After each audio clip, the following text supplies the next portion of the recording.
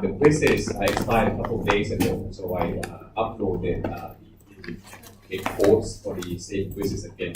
So you can use that to prepare for the exam next week. Today, I want to finish the topic on corporate financial policies. We have a few slides left on that, get started on risk management. So let me summarize a little bit what we've been up to so far. We spent a lot of time talking about the differences between debt and equity from financial principles. But when it comes to financial strategy, we want to focus on, in terms of financial management, managing a firm, what considerations you make when you decide to deploy different types of capital. Every firm comes with equity, of course, but what types of firms will find advantage in having debt as part of its capital as well. So we talked about tax shield several times, okay? From interest, tax shield, several times as the benefits of having a debt on your capital structure. And we also talk about the indirect benefits of having debts as a way to raise financing, okay, as opposed to raising equity financing, because debt is less sensitive to disagreements. So when we have a problem of adverse selection, okay, debt can be one mechanism for you to raise financing in a way that doesn't hurt you very much. So I can address adverse selection.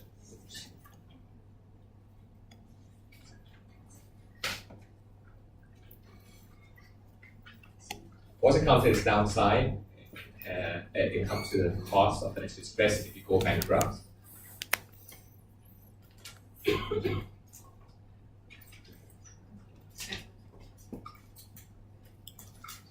Then we also talked about the side benefit of having debt in terms of providing discipline, okay, in terms of especially companies that face moral hazard situation where you can't really trust the company management to do the best things or make the best decisions. So you're taking away their ammunition that they can take away from themselves. So I want to put down that as discipline. Okay, it's a side benefit of having debt.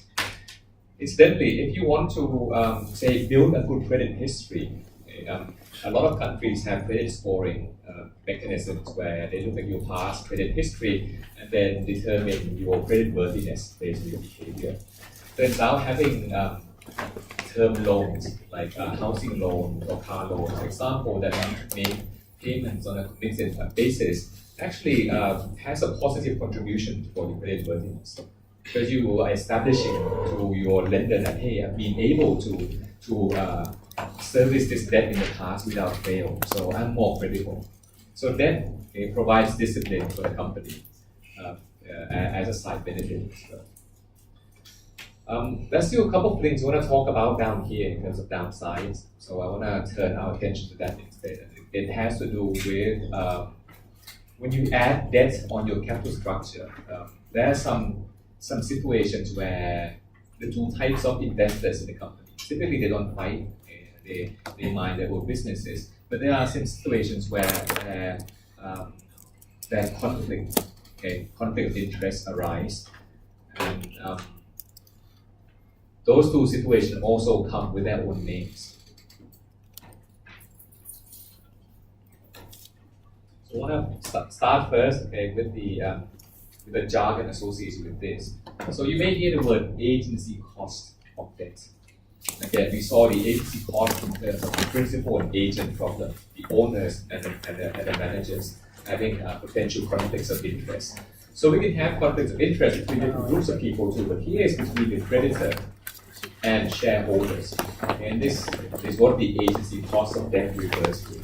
When you have debts, you start dividing the line between the claimants, and those who claimants may have diverging interest under some particular situations.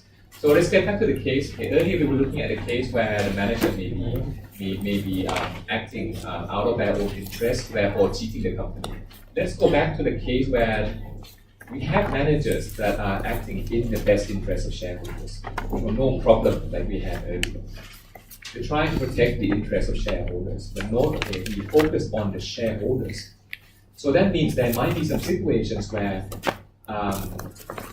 the good intention to protect the interest of shareholders actually lead to some decisions that end up hurting other people. Okay, so that's what we want to be looking at. And these situations typically happen when the firm is about to go bankrupt, when the firm is under quite distress. We're going to see why it requires that close to bankruptcy point for managers to start acting weirdly. I say weird, but I'll just say acting in a way that they should have made that decision because maybe it makes society worse off, makes other people worse off. But by taking those actions, it ends up being better off for them. The first one is called risk shifting. Risk shifting.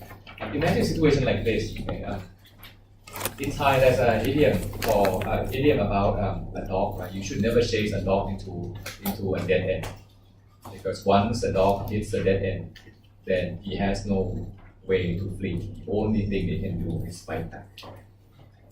That idiom really just is meant to describe situations where you're out of options. You don't have any options. So this is the best thing that I could do, even though it ends up being things that may make both of us a little worse off, but it's better for me than any other options available. So imagine you're a firm, you have your back against the wall, in the sense that you're about to go bankrupt at any point in time. So that means from shareholder perspective, they're close to losing everything already. When a firm goes bankrupt, most of the time shareholders also lose everything that they have. So let's go to the extreme case. If we in bankruptcy, we liquidate the company, we don't have anything left to pay shareholders. So our shareholder wealth is very close to zero, even zero. So that means it can't get any worse. If it can't get any worse, maybe we should take some actions that has a potential chance of resurrecting the company. But maybe if I take that action and it doesn't pan out very well, I end up hurting other people. And these other people in this case would be creditors. Imagine some really risky projects that you wouldn't have taken this otherwise because there's a lot more downside than upside.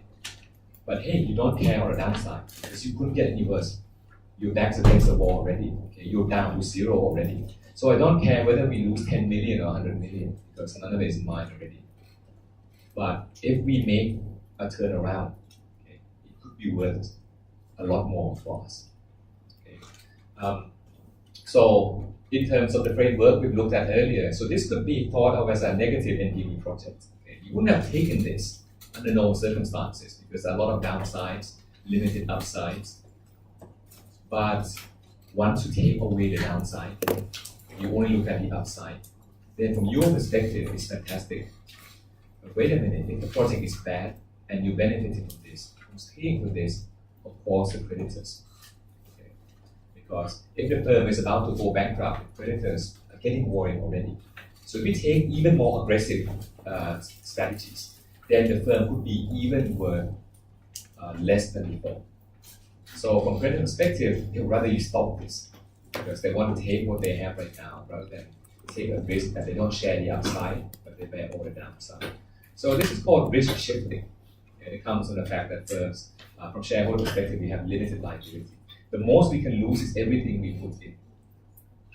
Okay? And when we're near zero, we're not losing anymore. So we can take these actions. Another word associated with this that I haven't put on the slide is called asset substitution. Asset substitution. And this comes from the sense that your firm's asset choices, project choices would have been a little different when you substitute it with something else that is very different from what you would have had because you're not the one bearing this problem. Risk shifting, I think, is more clear. So I like to use this word as risk shifting. But in finance, sometimes people talk about the asset substitution problem. It really means in this situation. So you end up taking things you wouldn't have accepted otherwise. So from the societal perspective, companies start taking a ton of risk that end up destroying wealth of the whole society. But it's okay because from shareholder perspective, I'm not losing, I'm winning. So it leads to suboptimal investment decisions from society perspective. This leads to, I guess we call an over-investment problem. You take on projects you're supposed to avoid on purpose, because it's better off for you, even though it's worse off for other people. On the other hand, you can have an opposite problem. You can have also a problem where we have a really good project that we want to do, but if you think of this from just our perspective alone, we say, then let's not do it. Well, imagine a situation like this. Suppose you own a condo, and your condo is worth 5 million baht. You could make some repairs and some renovations and so on, so that your condo will look better. You think you can do some renovation and then look there, and then your condo value could go up to 6 to 7 million baht. Okay. Under normal circumstances, you want to do that, right? You want to make your condo nice, you want to maintain it.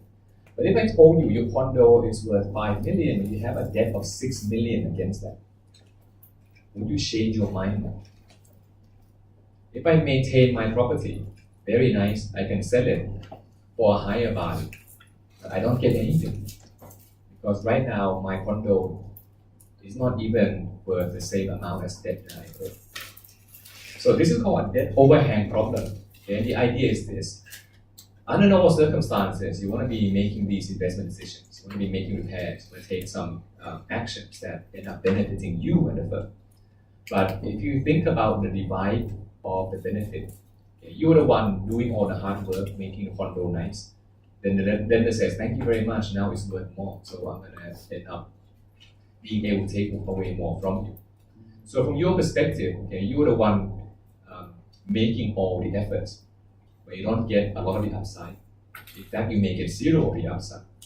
Okay, in some partial cases, you may get some of the upside, but remember, you're the one who makes 100% of the investment. Okay, you're the one paying for the investment, but you don't get 100% of the benefit. So under some circumstances, you may say, I know this is a good thing to do, but I'm not going to do it anyway, because it's good for the house, it's good for the neighborhood, it's bad for me. So let's just sit around instead and do nothing. So this leads to an under-investment problem. Okay, things that could have been done, should have been done, we agree, no. Because as a rational person looking at their own position, yeah, I know it's good for everyone, but from my own perspective, it's not worth it. So we call this a debt overhang problem. I think the name kind of suggests clearly what it means. There's an overhanging debt that's a burden on you that kind of drains away all your resources. So you end up deciding, let's not do it. Both of these can happen at the same time, because the earlier project may be, you may want to make an investment out of your pocket because you know that in some states of the world, it's some failure case of the world, you don't really bear the downside, you bear the upside. So you're willing to put up investment capital for this. This one, okay, you're not willing to put up investment capital because the distribution, the share of the profit goes toward the creditor too much. So both of these problems though can only happen if you're bound to go bankrupt. If you don't have any debt, or if you have so little debt that whatever happens, the creditor gets paid anyway. The split between the firm cash flow to creditor versus shareholders, it doesn't really matter. Because every decision that you make, it end up going toward the shareholder anyway. But under these two circumstances, your decision comes with a decision about how to split the investment costs and how to split the benefits. So it can lead to some potentially bad outcomes. So you see a lot of evidence of this in listed firms too. Back in 2008, before the financial crisis, a lot of banks were making mortgage loans, risky mortgage loans to people who don't really deserve to get any loans at all. If you look at banks that are about to go bankrupt, you can clearly see that loan portfolio gets riskier as their financial position gets worse and worse. So this is in line with this thinking, right? if I'm about to go bankrupt anyway, then at least I want to have a chance of surviving. So let's take some risk, let's make those loans. Maybe those loans won't go bad, then I'll be okay. But if those loans go bad, then it's still okay, because if I didn't make those loans, I go bankrupt anyway. Right? So from this perspective, from shareholder perspective, it's worth it for them. But from the other financiers perspective, like lenders who lend them to make the loan and so on, they don't really like this. So we can summarize our problem into an overinvestment and underinvestment problem. Okay, so let's fill this together. I need 2 checks. Okay, where should I put the checks into these 4 boxes? If it's risk shifting, am I investing too much or am I investing too little? I'm doing things I'm not supposed to do, right? So this, from a societal perspective, is an overinvestment problem. So thank you for that. So once you have this, right, the other one is opposite. Debt overhang. There are many things you could do, but because it's not worth it from my perspective now, I'm just gonna ignore this and then let it go instead. You can apply this to personal finance. So I think debt overhang would be associated with people who are so deep into their debt, they have no way of paying back anyway. So instead of going to work and then trying to pay down their debt, they say, forget it, because if I work, then everyone comes take away the money from me. So let's just not work, because I don't have anything to pay anyway. So why should I work hard and still have nothing to eat? So we now going to talk about as lenders and so on, how do I prevent all these situations? I guess for risk shifting, the solution. Now let's take a lender's perspective. Okay? I'm going to lend, and the last thing I want is my customers, the borrowers, to do this on me. Because remember, risk shifting hurts creditors. So as a lender, you do not want your customers to take risk and then damage your position. Turns out there's no solution for risk shifting. Okay, once you are there, there's no preventing it. So there's no way of helping it at all. So the best thing that creditors do to protect themselves is to make sure they don't get into that position in the first place. If you recall from your financial principles, class on bonds and so on, you have heard the word bond indenture. For loans, there are loan covenants. Covenants are promises. Bond covenants are promises that you make as a borrower to lenders that I'm not going to do these things. Okay, so for example, you can promise your lender that I'm going to maintain some profit, level enough to service my debt. I'm going to have some working capital around to pay my debt and so on. So these are examples, of loan or bond covenants you can take on. So once we have these covenants in place, they're like early warning, like barriers that normal firms shouldn't reach this level.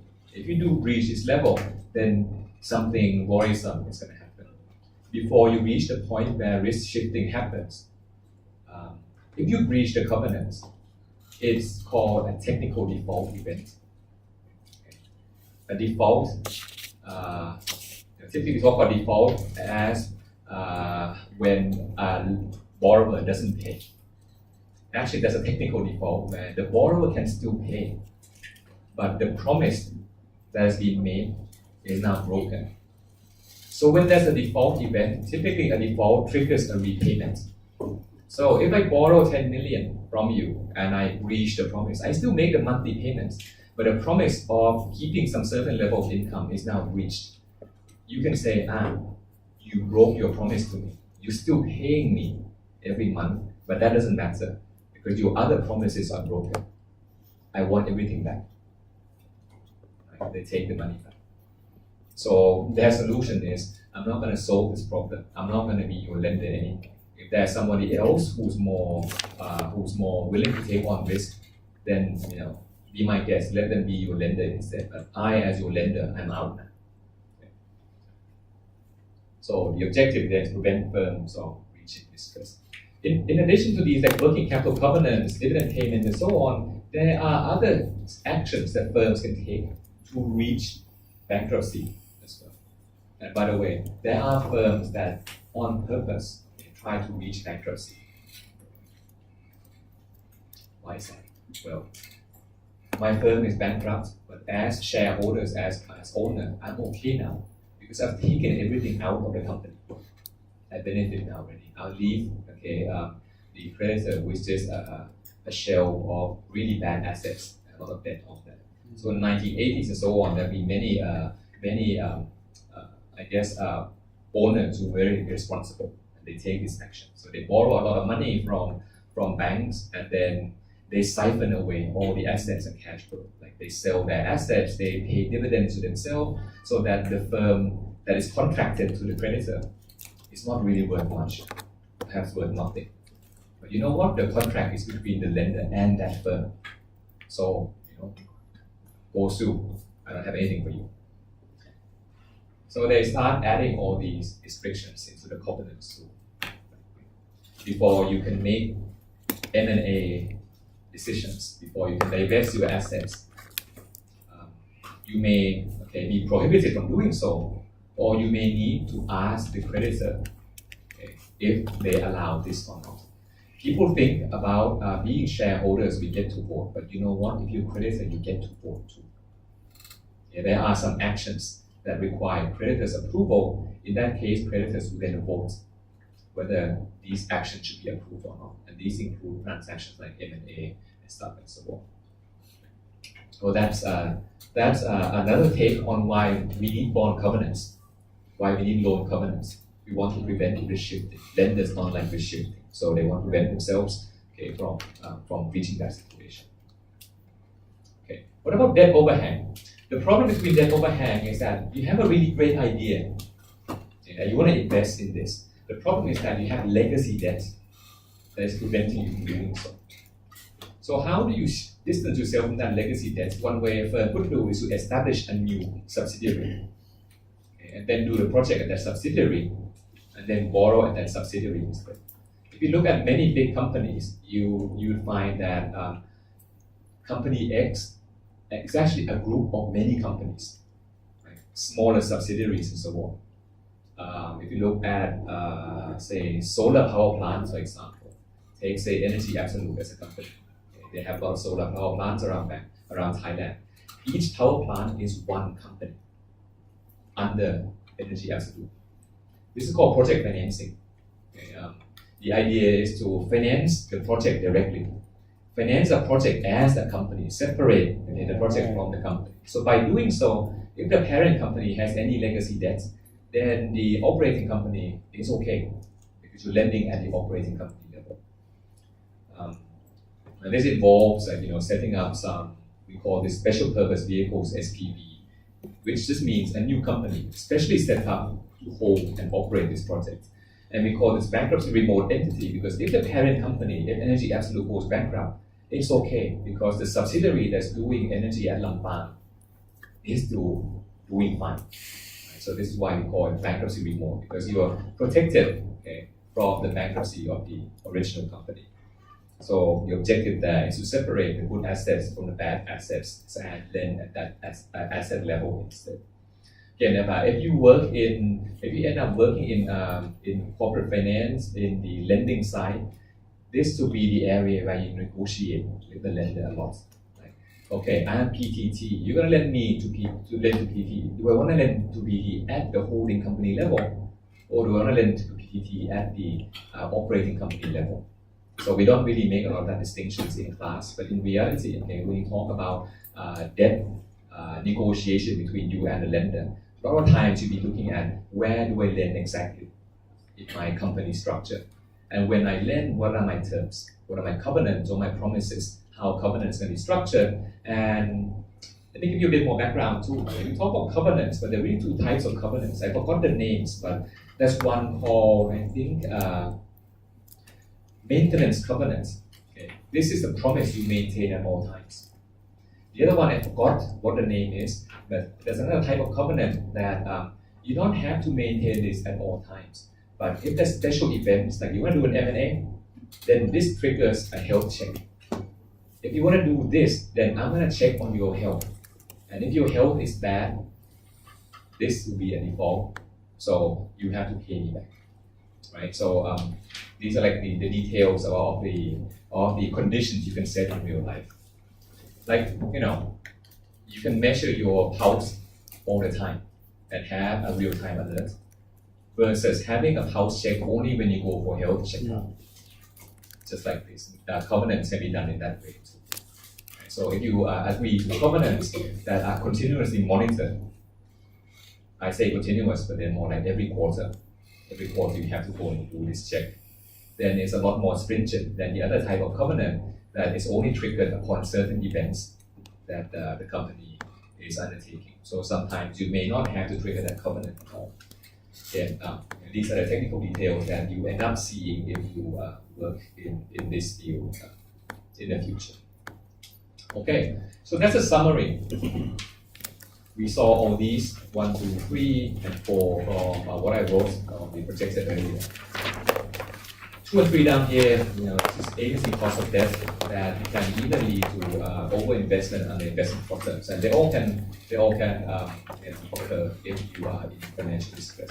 So if we take a look at the types of benefits that we get and types of costs that we get, a lot of the costs associated with having debt, they end up being related to being in distress. If you're in distress, your firm may be worth less. If you're in distress, your firm may take some really weird, suboptimal decisions. Because that's what it means to have debt, right? If you have debt, you have a promise to make, promise to keep, and if you break that promise, there are consequences. And you decide to give priority to some parties, there may be conflicts, and that's really the summary of the drawbacks of having debt on your capital structure. Okay. So we can do a similar thing. I'm going to spend just a little time on dividend policy. We talked about the original theory about the relevance, not just about how we finance the company, but also how we pay out earnings from the company to shareholders as well. So I want to touch a little bit on the payout policy in real world. We talked about in the world without friction, whether I pay money to shareholders or not doesn't really matter. And even if I pay the form of payment, doesn't matter either. In the real world, though, there are frictions that may need some considerations of the policy. For example, the most important one is signaling, signaling theory. Just like the signaling we talked about in terms of the marketing. You want to tell people that my car is good, so I offer warranties. One way a firm can send out signals that my firm is good quality is to maintain good dividend track record. Like the idea is like this. I'm a good firm. I don't believe you. Look at my financial statements. Make financial statements. So how do I convince you? Keep paying dividends. Because if you're a bad firm, you can't pretend to pay dividends forever. You're gonna have to face the consequences at some point that you're just pretending you can pay. So firms with good dividend track record will then be the firms that can easily can easily afford this. Therefore, there must be good firms. So there's empirical evidence that in countries where institutional arrangements about a disclosure, for example, financial accounting standards and so on, are not very strong, firms in those countries tend to keep a very strict dividend policy. And they take very serious consideration in maintaining the same level of dividends and be doing so. So sometimes firms like to increase dividend as a signal that, hey, my firm is better than you think, because look, I can pay out more dividend, I'm still okay, right? So this is why firms don't like to cut dividends. Firms like to maintain dividends and increase as well if they can. We're gonna come back to this point again in a moment. Let me talk about other things. People talk about free cash flow theory too. But free cash flow theory, if I recap you briefly, was about if the firm has too much cash, then managers will waste. So we use debt as a way to extract cash from the firm. So proponents of dividends will say, you know what, I don't need to have debt to pay out cash to the firm. I can just pay dividends, keep paying dividends out to get rid of that cash. But the problem is that dividend is discretionary in the sense that if management says, I'm not going to pay dividend, then they can just say, yeah, I'm not going to pay dividend. But debt is not like that. Once you have debt, it's like, you have a commitment to make. You're tied to this promise now. So even if I don't want to pay, I can't, I have to pay. So this theory tends to be, people talk about this, but empirically it's not as convincing. If you want to convince people that I'm not going to waste cash, just have debt instead, because it provides a more rigorous discipline. Life cycle theory is about investment opportunities. Firms in their early stages don't like to pay dividends, so you can have a look at the track records of many tech companies in the past. In the past, Microsoft never paid dividends, Apple never paid dividends, Google never paid dividends, because back then they said, why do I want to pay out the cash? Because I want to keep those cash for my investment opportunities. So in their early stages, firms don't like to pay dividends so much. And as investors, we don't expect them to do so either. Because if they pay out dividends, it means if they want to invest, then they have to raise financing. So instead of going through all that raising financing, which could be costly, just keep those cash on hand so that when you have opportunities, you can just take them. But on the other hand, though, as firms mature, investment opportunities tend to dry out. So those firms tend to shift to pay out dividends more and more. Finally, dividend clientele theory. This is about tax. Okay? Tax from the receiver's perspective. So when you receive money from the firm, when the firm decides to pay out, it can pay out as dividend or it can pay out as a share buyback. Those two have different tax consequences. A dividend is classified as an income, so it will be an income tax you have to pay. A share buyback is classified, well, the money you make, you have to compare against the cost, and we call this a capital gain. So in Thailand, there's no capital gain tax. Right? You do these transactions through the stock market. When you buy and sell, if you buy and then sell at a profit, they don't tax you. This is not true in all countries, especially United States, UK, for example. They have to keep track of the cost that you have the shares at. So if you have to pay capital gains tax and the tax rate of one category versus the other category are not the same, now you have a clear preference. So in Thailand, if they pay you dividends, you must pay tax. If they say, I'm not going to pay you dividends, I'm going to use the same amount and then leave this here so that if you want to take the money, sell the shares to me, then I'll give the money to you. If they do the latter, the share repurchase, we don't have to pay any tax. So why don't we do this? Well, it's back to the first point. But if I don't keep paying dividends, then I don't get to signal that my firm is strong. So as management, you have to decide, many of these may apply to you. How do you want to take the mix of these and then apply it to your policy to please your investors? We call this dividend clientele theory because different clientele investors have different preferences. I say people have different tax rates, but when of two types, but different people also pay different rates. Some investors don't pay any tax at all, so they have no preference. Okay, some investors pay tax rate of one income more than the other, so they may have preference. So the theory says it depends on your investor base. If your investor base demands this type of payment, then they'll ask for that type of payment. And there'll be evidence of this, right? If you have investors who are, say, pension funds and so on, they don't really pay any tax on that either. So they rather have steady dividend income because they want to do that. They want to receive that instead. So in Thailand, there's a few papers that talk about this, and the evidence says it suggests that the life cycle theory is more dominant form. You look at the firm's age. Firm age tends to be a good predictor of their payout policy. Young firms don't pay out a lot, but as firms mature, they tend to pay out more and more of their earnings. And when we say payout, maybe we talk about payout of dividend compared to your profits. Okay. Dividend divided by earnings per share is your payout, dividend payout ratio. Now that we talk about dividends, I want to talk a little bit, about the stock dividend. Have you heard of this before, stock dividend? Great. Right. Stock dividend is when a company decides, so I'm going to pay you dividend, but instead of giving you cash, I'm going to give you stock instead. I'm going to use another term too, stock split. Stock split is when the firm decides, I have 1 million shares. I want to have 2 million shares instead. So if you have one share of stock today, I'm going to replace that with 2 new shares of stock. Right? Just change the number of shares outstanding. So you can do a split to increase, a reverse split to decrease as well. We had 1 million shares outstanding. I want to reduce that down to about 500,000. So every 2 old shares you have, you give it to me, I'll give you 1 new share instead. So this is like mechanical adjustment. So it shouldn't really affect the way the firm is really operated. For example, way back in 2014, Apple was trading at about $700 per share. Now, this sounds like a lot. It is a lot, okay?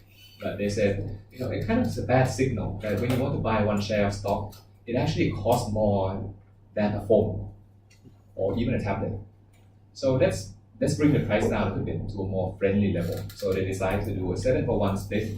So a $700 stock becomes 7 $100 stocks instead. In Thailand, this is a stock dividend. So in Thailand, 2011, CPO board decided to pay out dividend of 1.25 baht per share, and also a stock dividend at 1:1. So if you have 1 share of stock, you get 1 stock dividend as well. So if you receive a stock dividend, how would you feel? Are you happy you receive it? If I don't give you any stock dividend, you'd be sad. Let's think about what a stock dividend does. If I give you a 1-to-1 stock dividend, it means every 1 share of stock you have. Okay? I give you as dividend this year another share of stock. What happens to our wealth? What happens to the ownership we have inside the company? Suppose we have 1,000 shares, now we have 2,000 shares. How many percentage of the firm do we own before and after the stock dividend? The same. We still own the same. So this used to be 1,000 share company, now it's 2,000 share company. You have 1,000, it used to be 1,000,000 shares. You have 1,000 of that 1 million, you have like 0.01. Right? Something like that, 0.01%. Now you have 2,000 shares, but there are also 2 million shares. So you still own 0.1% of the company. What changes? A share value is a share of the firm, right? So if the firm was worth X, it used to be divided 1 million ways. Now it's divided 2 million ways. You just own 2 pieces. You own the same thing. So whether I get a stock dividend or not doesn't change anything, because the more the shares you gave me, if you gave me and you gave everyone else too, then you're not really giving anything. But have a look at this. This is some company, investor released in 2011. This is what the company itself says. The board of directors approved to pay a cash dividend of 1.25 baht per share, stock dividend ratio 1, existing share per 1 stock. So total payment is 2.25 baht per share, or dividend payout ratio of 139% of earnings per share. 139%. Where do they get the money to pay dividend from? Actually, they're not really paying 139%, because the other part that they're paying, they're not really paying anything. Okay, I decided to remove the name just for legal reasons, in case somebody decides to sue me. But, well, the numbers kind of look, coincidentally, they kind of look very similar, right? So, why are companies doing this?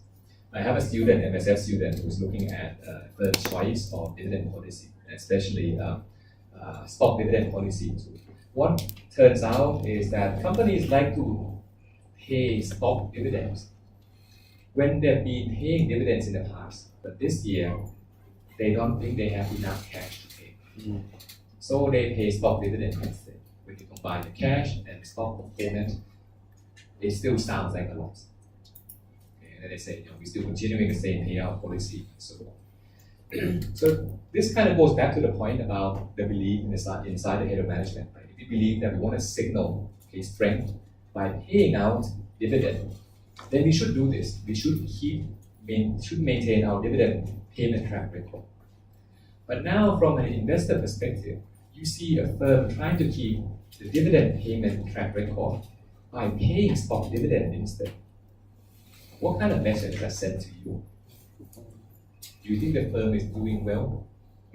That it sends out stock, that it gives out stock dividend instead. Analysis of the firms that do this turns out to be firms that tend to have low cash and reduced profit. So they decide to pay stock dividend instead.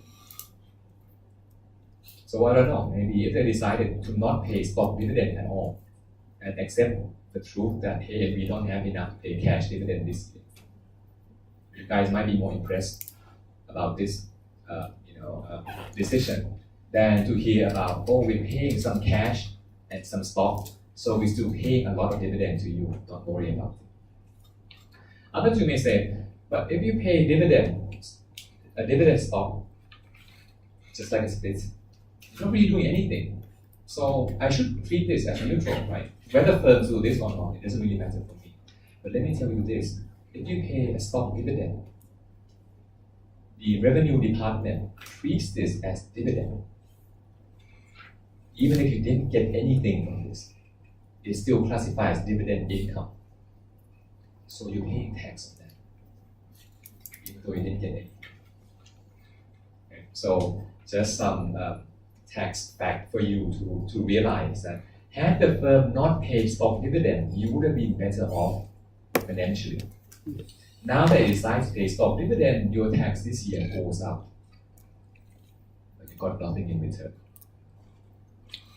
So if you end up, becoming investment managers and so on, and you start seeing your portfolio company paying out stock dividend to investors, you may want to ask these questions. Hey, wait a minute, what am I actually getting out of this from the stock dividend?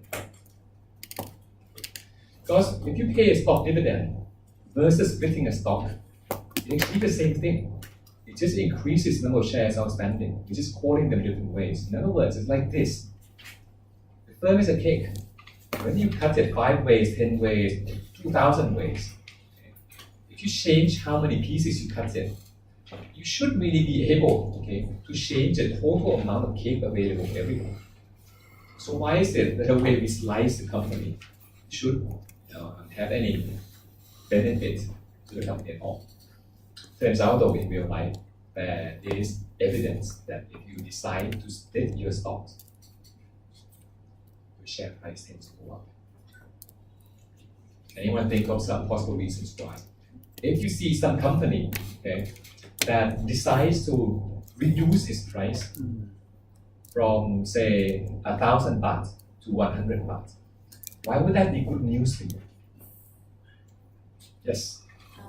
Just guessing, but I guess it depends on the minimum that when you buy a stock, there's a Okay. minimum of the unit of that you have to buy. So when you decrease the fraction, it's like more approachable to like the market. So like more buyer can buy it. So that's the price. Okay, very good. In Thailand, when you buy stocks, you can't buy one share of stock. You have to buy at least 100. So if the stock price is 1,000 baht, it means the minimum order size is 100,000 baht. How many people can trade with that amount? So one argument for this would be there's a minimum entry size. So I want to change my share price to a level where the minimum trade size is approachable for my market. And that's precisely one of the main reasons why companies split their stocks.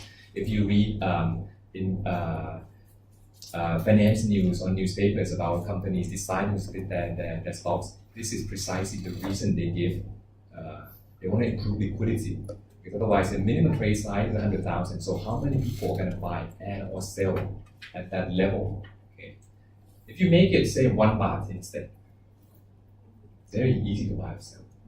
Actually, if you look at trading volume in the top stock market Thailand, I think about 80% of trading volume stock market Thailand are stocks priced less than 2 baht. Because when you want to trade 200 baht, you can trade too. A lot of the small retail investors, they actually like stocks that have lower prices because they feel they can get in and out quite quickly. So are there any reasons, why you want to go the opposite? I want to have my stock prices generally very high. let me ask you this. What stock do you know that costs 10 million baht? 10 million baht to buy one share of stock. Berkshire Hathaway, holding company of Warren Buffett. The minimum investment is 10 million baht. Why the hell do you want to do that? Well, because if you are a shareholder of Berkshire Hathaway, you get invited to Omaha every year to the shareholder meeting. So if everyone can go, then it's not so exclusive anymore. Berkshire Hathaway then uses the price as a way to screen potential shareholders. If you have $300,000, then I think it's safe to say you are at least qualified to go there. I don't want random people to join the annual shareholder meeting and so on. There's another reason too. Instead of using to screen who goes to the shareholder meeting, even if there's no annual general shareholder meeting at Omaha every year, people interview Warren Buffett, like, why do you want to have share price to be very high? He gave an answer that if you have share prices at affordable levels, it means anyone can be your shareholders. If anyone can be your shareholders, anyone can ask questions because they're owners in the company. So if you're management, do you really want to deal with those people? If you have a lot of shareholders, 100,000 shareholders in the company, would you rather have shareholders you don't know versus shareholders who may be willing to contribute to the company? So that's what Warren Buffett says about using share prices as a way to screen, as a way to screen the potential clients, investors. And that's what I talked about earlier, right? If you look at stock prices, after stock splits, they tend to go up after they split their stock prices. So this is an article from Wall Street Journal around the time that Apple split their stock 7 times. So the price went down from $700 to $100. Let me point this out that this isn't a rigorous evidence, because in reality, they may be splitting at a time when stock price is increasing. So it could be not just them who experience an increase in stock price, everyone else is doing well as well. So it's important to take data analysis with a grain of salt, because just because they are data supported doesn't mean it proves a real relationship between what we're trying to do. Okay, so this brings us to the end of this lecture topic on the corporate financial policies. So there are many considerations as management of firm that you have to think about: sources of financing, also how to distribute the cash to your shareholders. Well, there's no perfect recipe for doing things. There are only trade-offs. Each firm's situation is different. So if you end up in a situation where you have to make that decision, then be aware of all the potential costs and benefits that come with different sources of financing. In theory, you'd like to be able to quantify and come up with the optimal recommendation.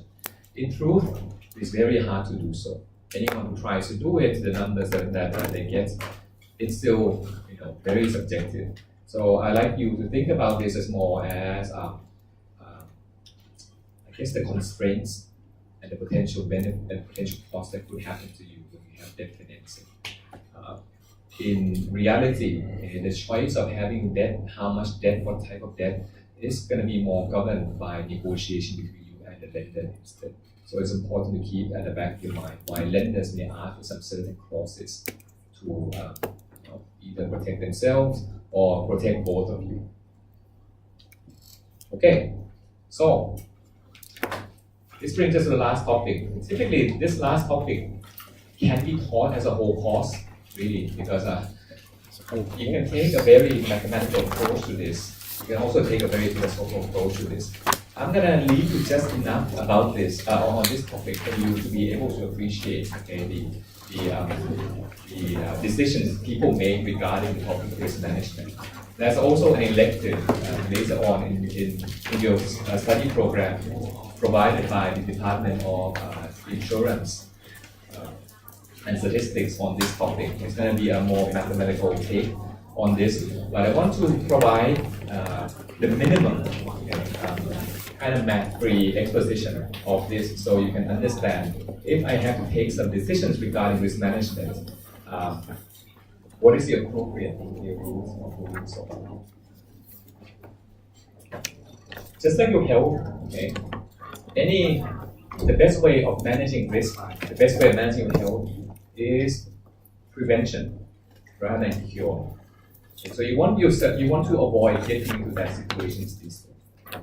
But the good news is that for risk management, at least financial risk management, there are some instruments that that allow you to, even if I don't take any preventative measures, when some bad things happen that I don't like, there are ways for me to cure this quite easily. And the most familiar concept for most people is the insurance concept.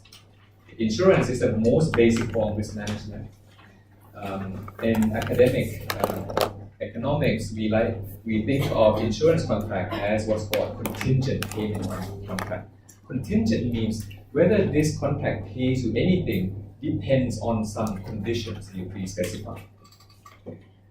So an insurance is like an investment, really. An investment that only gives you payoff, gives you money in some very particular states of the world. When you invest in stocks, you want your money to increase regardless of what happens. That's what you want.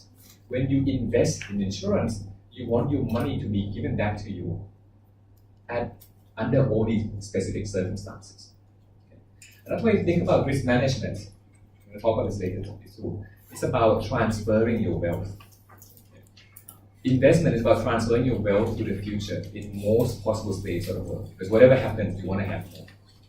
Risk management is about transferring what you have today to when you really need it the most. If you want to transfer your money today without a specific target, it costs a lot to transfer. You have to put up a lot to get. Say, suppose I want to get 1 million for sure in the future.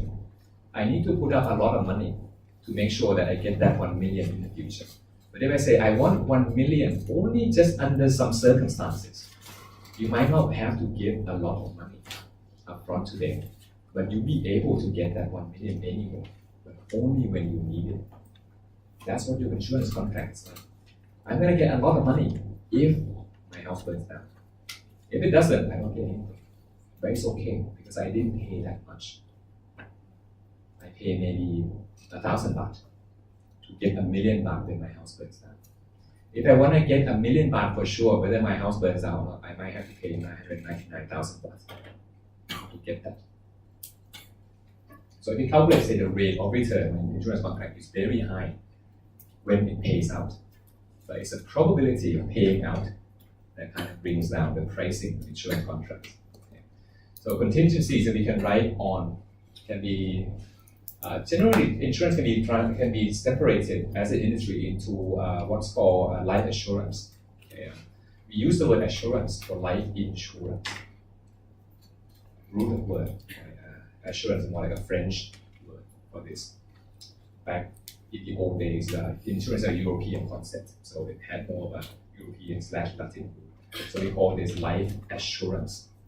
When we talk about insurance, this is what we refer to as property and casualty insurance.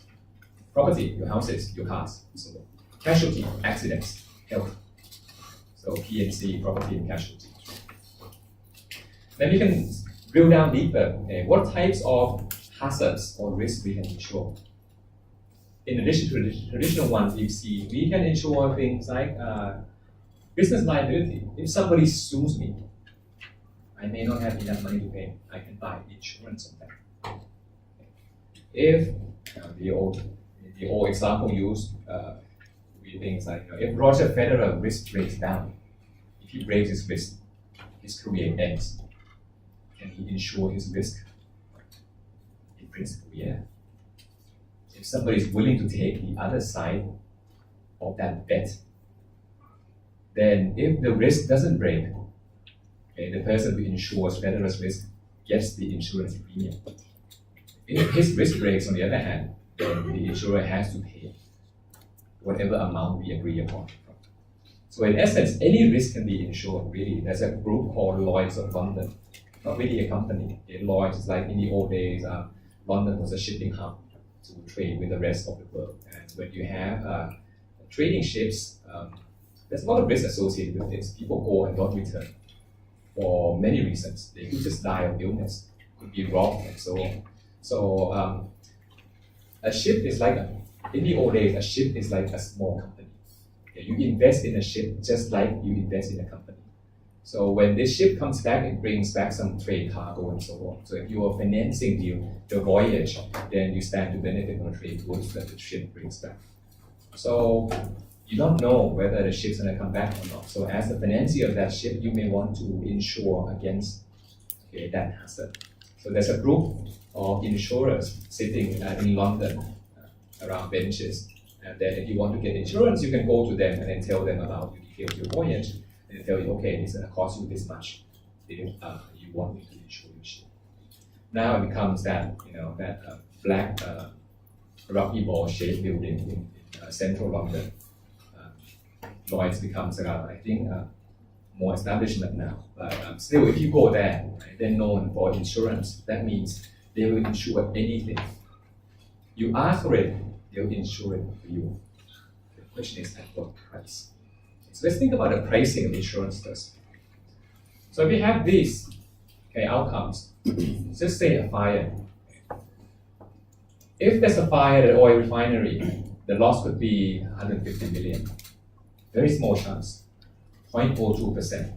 So there's a 99.988% that the fire is not going to occur. Therefore, there will be no loss. So if we take a normal statistics expected value framework, I want to say, what's the expected value of the damage that could happen? I can take the expectation of these numbers and I'll get about $30,000. So if I want this to be, say, a fair insurance contract, I could say, I'm going to charge you $30,000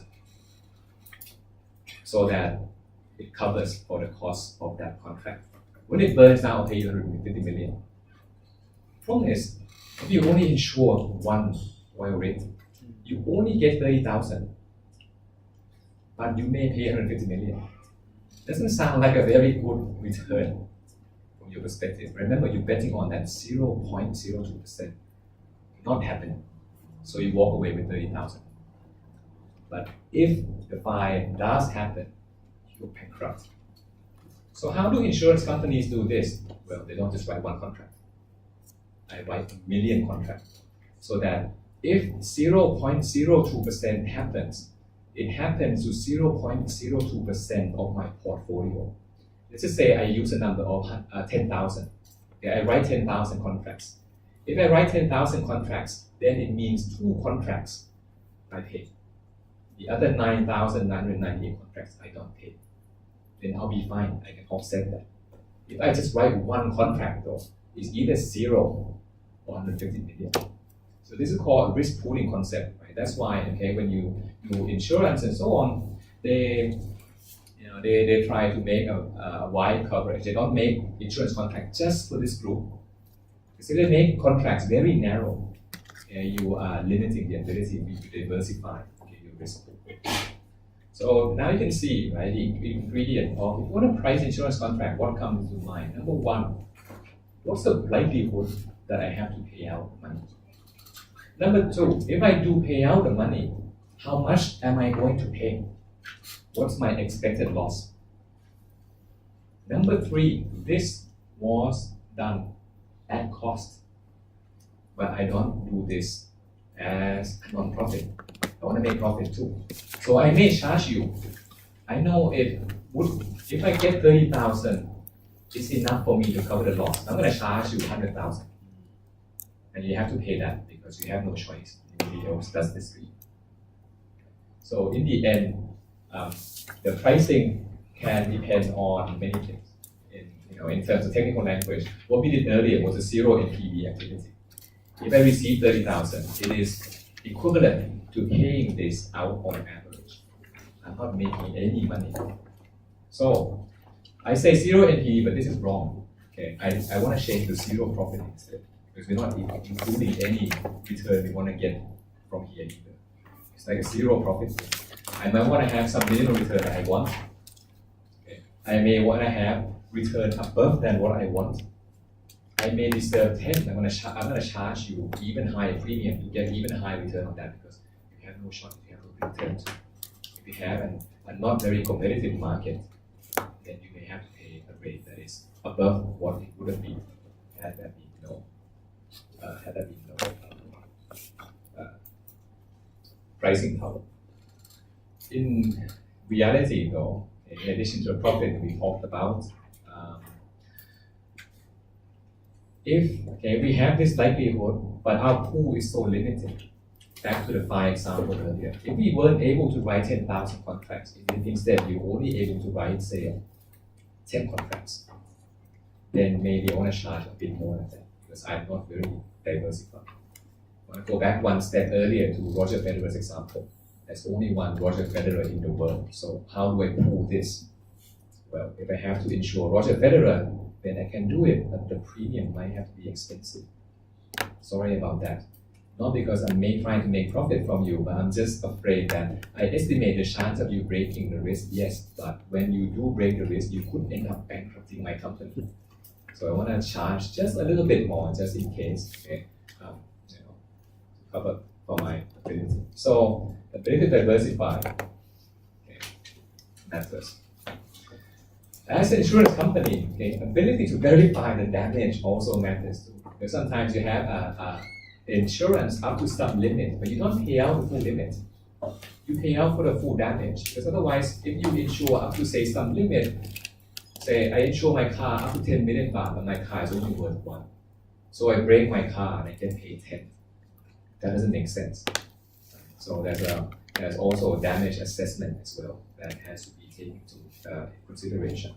In insurance, these people are called loss adjusters, okay, like loss adjusters. So if there's like a fire at some building, these guys get called in first, and then they'll have to go and assess their damage and so on before they can pay out. If you watch a lot of the like crime scene movies and so on, sometimes like police, they don't even go in yet after they have to wait until the insurance company goes in first, because if police goes in, they may tamper with the scene. The insurance company can say, you know what, the scene has been tampered, so I'm not going to pay. I'm going to pay only this much because this wasn't the condition it was in. So typically, as owners of the building, sometimes they delay these investigations because they have to wait for the insurance adjuster to come and have a say first before anything can be proceeded. For example, they only pay out as much as these adjusters investigate. Finally, moral hazard. We can reprice this as if this probability is true. We may have some probability in mind, but if you have to take into account too that when you insure somebody, their behavior can change. Moral hazard, when we look at the earlier lecture, refers to situations where when nobody is looking, you end up doing things that you weren't supposed to do. So from firm perspective, when nobody is looking, you end up buying things you weren't supposed to buy. Private jet. When you're an employee, you were supposed to work hard, you don't work hard. So for a health insurance perspective, you're supposed to take care of your own property, of your own well-being, but you don't. How many of you have first-class car insurance, motor insurance contract that pays everything? Quite a few of you. If you didn't have that contract, would your driving behavior be different? Would you drive a different way? Some people say no, but some people may say yes. That's what I mean by moral hazard. Okay. If you didn't have the insurance contract, your behavior would be different. But now that you're insured, I can drive differently now. And insurance companies know this, so in their pricing, they take this into account as well.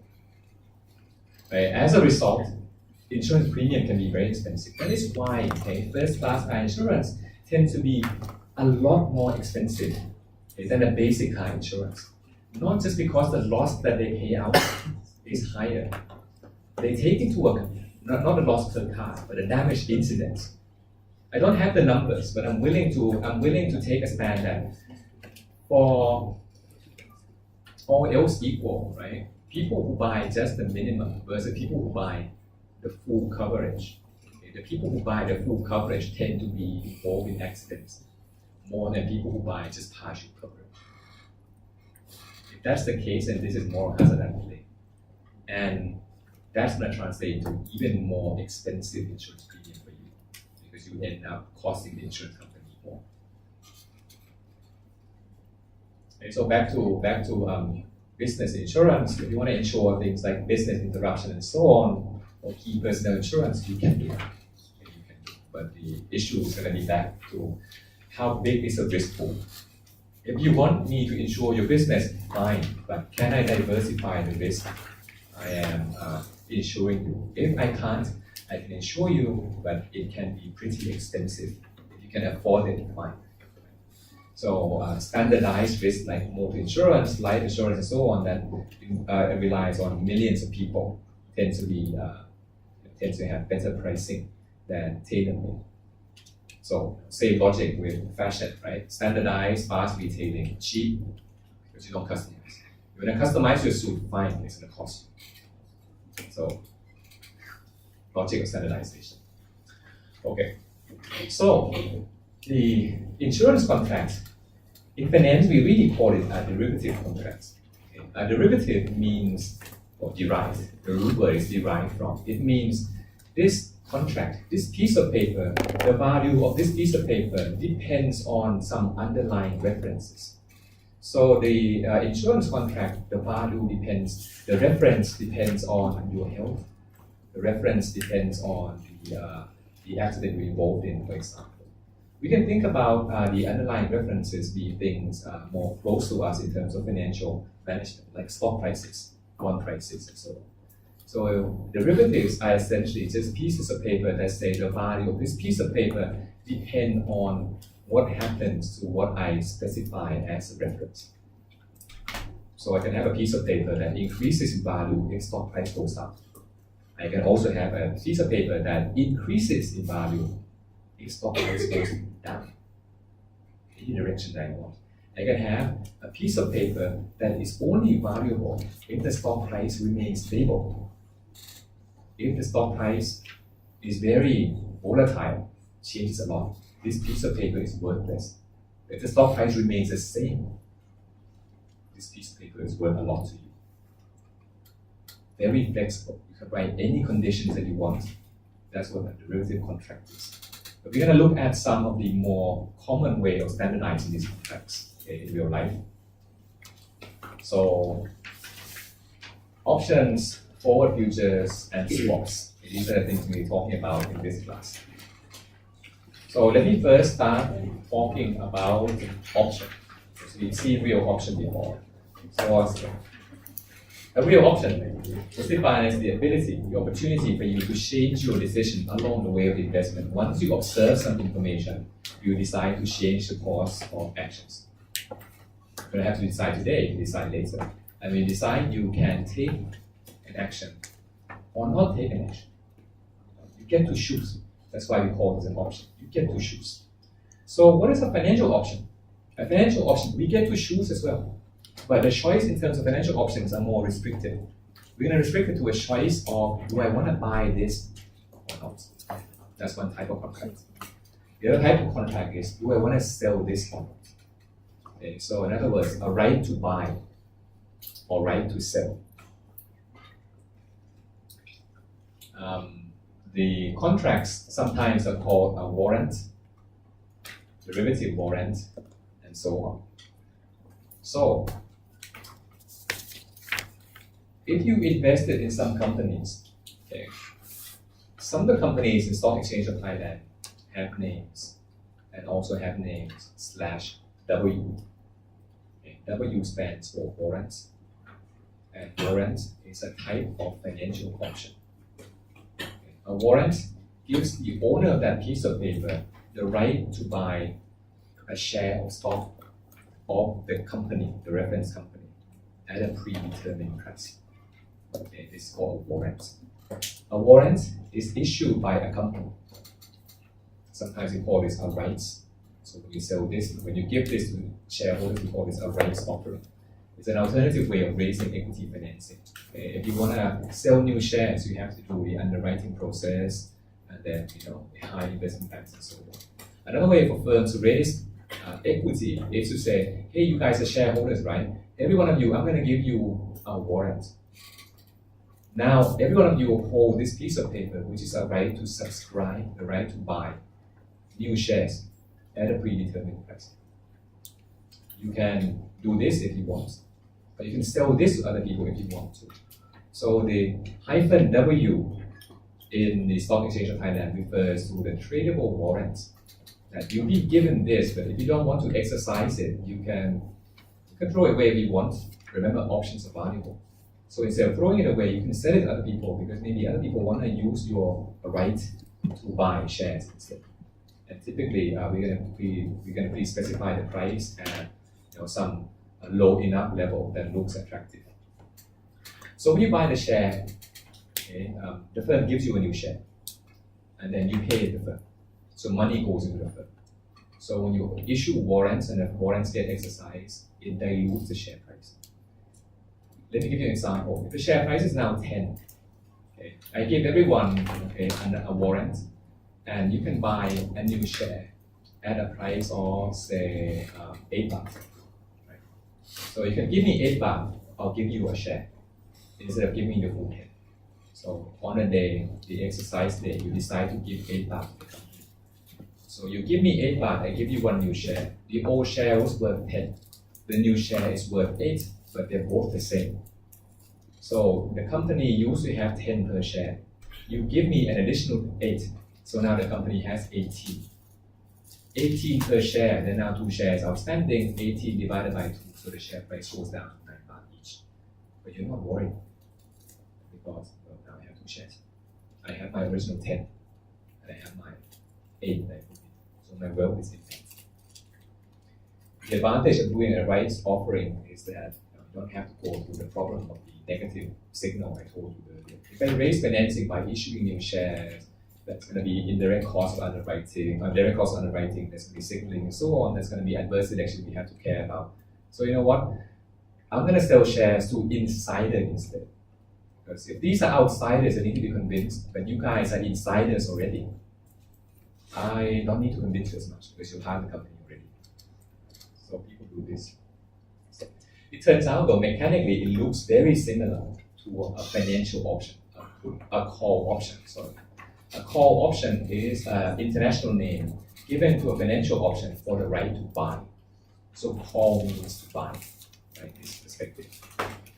In Thailand, though, a call option is not called an option because people are familiar with warrants. So they call this a derivative warrant instead. And if you go to, say, India is similar to Thailand. And India has no call option. And India also has a call derivative warrant. Okay, so we replace the word option with derivative warrant, DWs. But for DWs, similar logic, but the mechanism is different. The person who issues a right is the company. Then when you subscribe, the company gives you a new share. A person who issues a DW can be any financial securities company, BBL, Patra, and so on. A third party. In essence, can be anyone. Okay, but typically in Thailand, securities companies do this for a trust reason.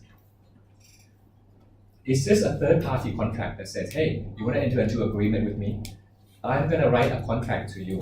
Okay, that gives you the right to buy a stock at some price. Suppose right now the stock is at 100 baht. I'm going to give you the right to buy the stock at 50 baht at some time in the future. Oh, that's great. If I can buy it at 50, then I can make a profit.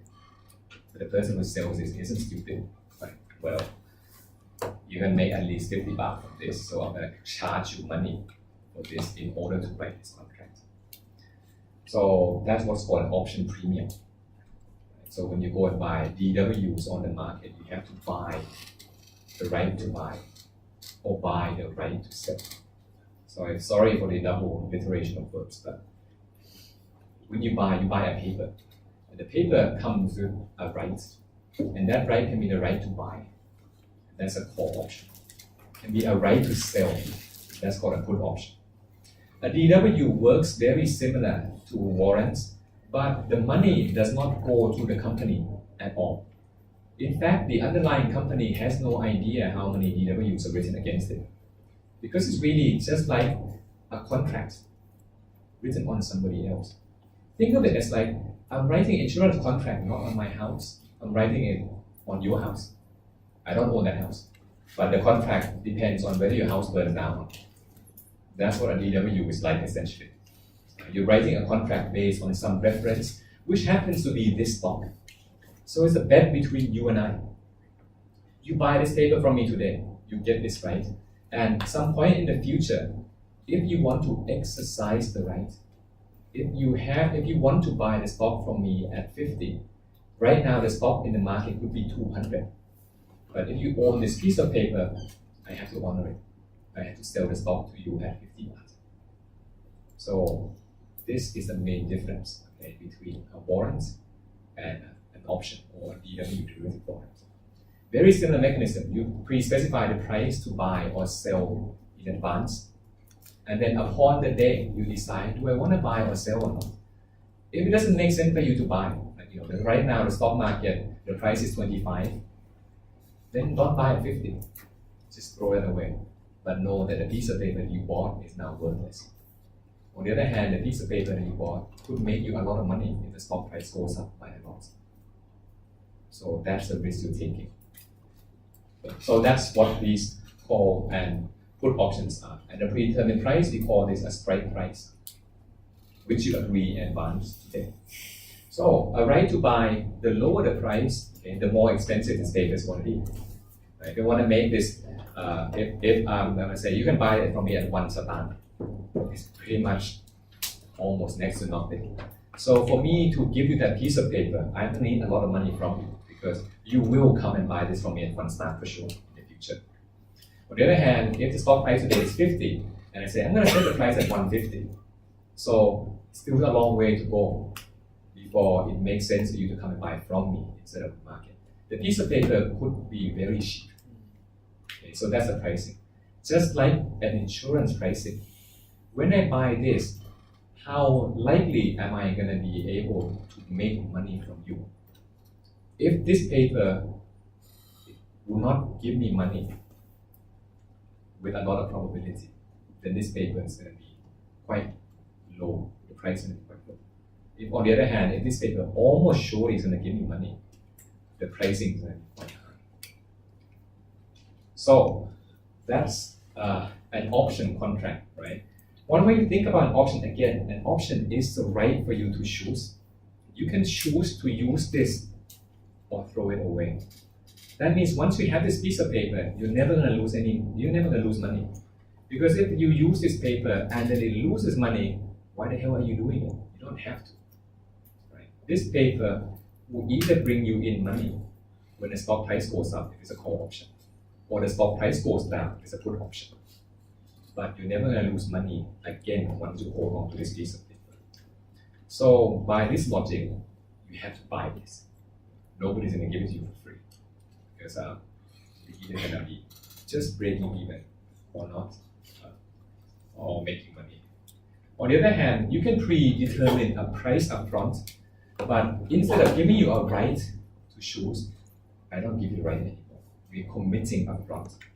You're going to buy the stock from me at 50. If the market price is 25, you're still going to buy from me at 50. On the other hand, if the market price is 100, okay, I'll sell to you at 50. So that means you can either make money or lose money, right? But we're just kind of betting up front that this is the price that we're going to transact in. This is called a forward contract. We're determining the price to buy or sell in advance today. A futures contract is a forward contract, but a standardized contract. Because a forward contract can just be a piece of paper I write with you. If I recall correctly, the first ever contract in the world was actually made in Japan, okay, on rice harvest. Some shogun or something. Someone wants to buy rice in advance, so they have a contract saying, you know what, the harvest this year, I'm going to buy from you at this price. So if the market price turns out to be quite low, well, we have a contract. Market price, on the other hand, turns out to be really high, then you continue selling. Very, very ancient contracts on this. So forward contracts, you can write anything that you want. But if you can write anything that you want, the problem is that if I want to exit the contract, what do I do? I can't just tear apart the contract. I can't sell this to other people. So a standardized version of forward contract is called a futures contract. So this is less customized. So it may not be written on anything that you want. It may be written on things that are quite popular. For example, rice, for example, rubber, sugar, for example. And also in quantities that we specify. Instead of having, I have 45 fields, so I'm going to write the output of my 45 fields I have as one contract. The futures contract says we're going to specify maybe 1 ton per contract, 1 ton of rice per contract. You want more, buy more contracts. With standardization, it means you are able to have more market participants. You're able to benefit from the cost reduction, markets more liquid and so on. But in essence, they're the same thing. In financial markets, elective, you learn more about this, and also derivatives, you learn more about this. But I just want you to see the main differences. Right? Because we are now agreeing today upfront about the future, this contract, in essence, does not have to cost anything. It could just be a verbal agreement between you and I, right? At say this price. But if I say I want to buy at a really, really low price, you may say, wait a minute, that's kind of not really fair, because you're probably going to be making money out of this trade more than I make money from you. Remember, all derivative contracts, there's zero-sum games. If I win, you lose. There is no win-win. Okay, in derivative contract. If somebody's making money, the other one must be paying. So if I write a contract that, hey, I'm going to be able to buy this from you at a really, really low price, it can be quite unfair.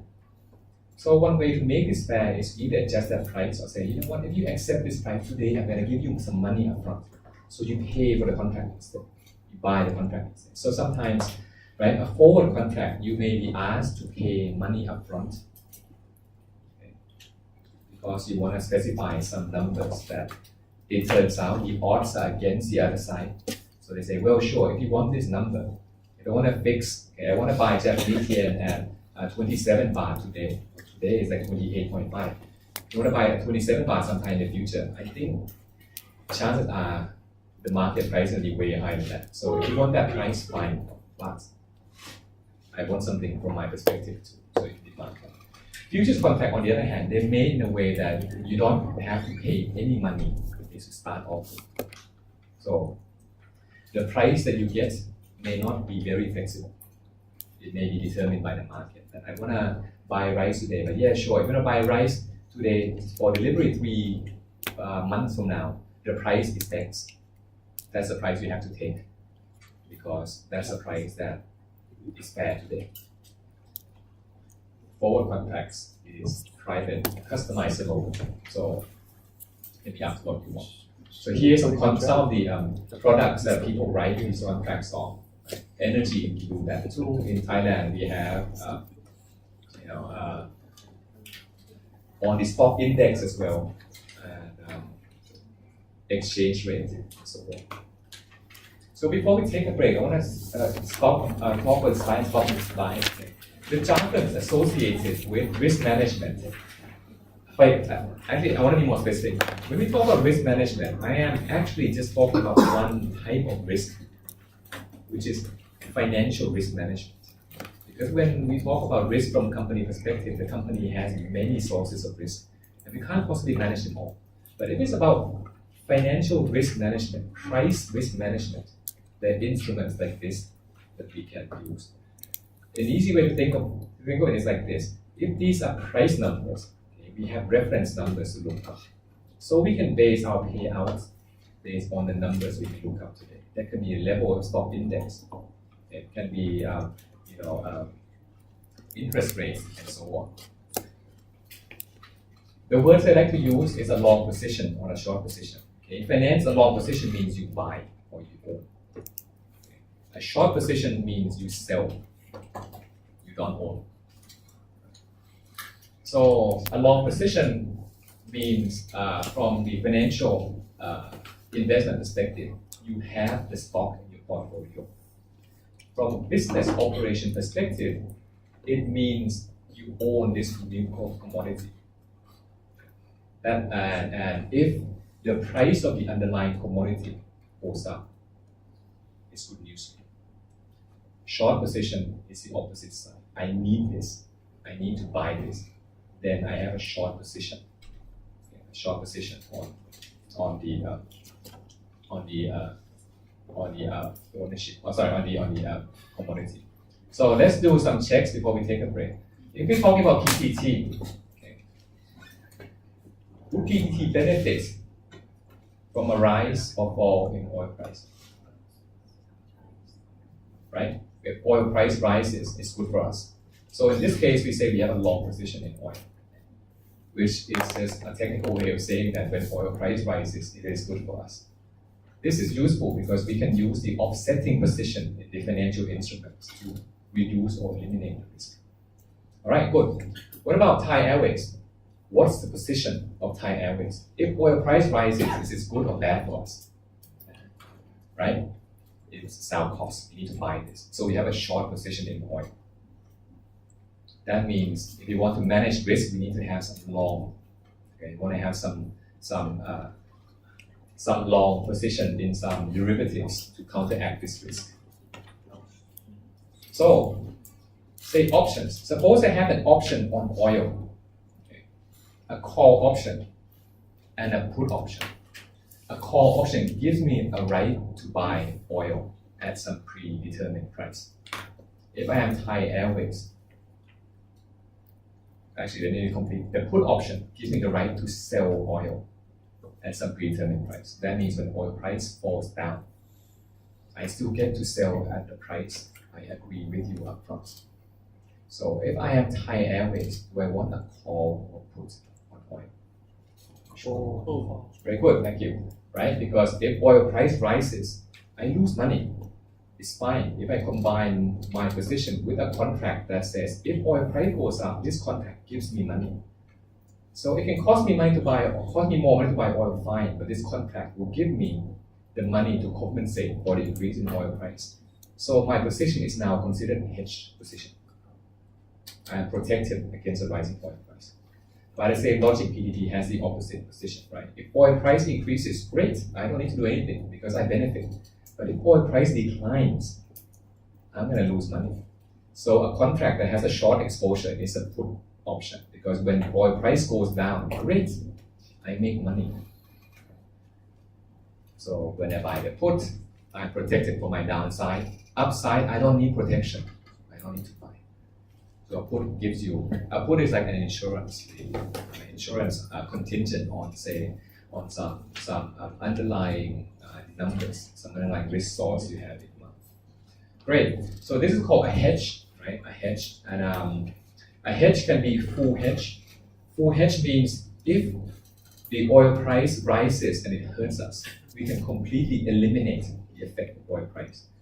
So oil price can be, suppose I want to fix my oil cost at $63 per barrel, whatever happens. I can fully hedge my position so that whatever happens to oil price in the future, it's just going to cost me 63. I'm perfectly protected. I can have a partial hedge. Just means not 100%. Oil price rises, so there's going to be some part of oil consumption that I protect. Suppose I use, say, maybe 100 units of oil per year. I can buy a contract for 80 units.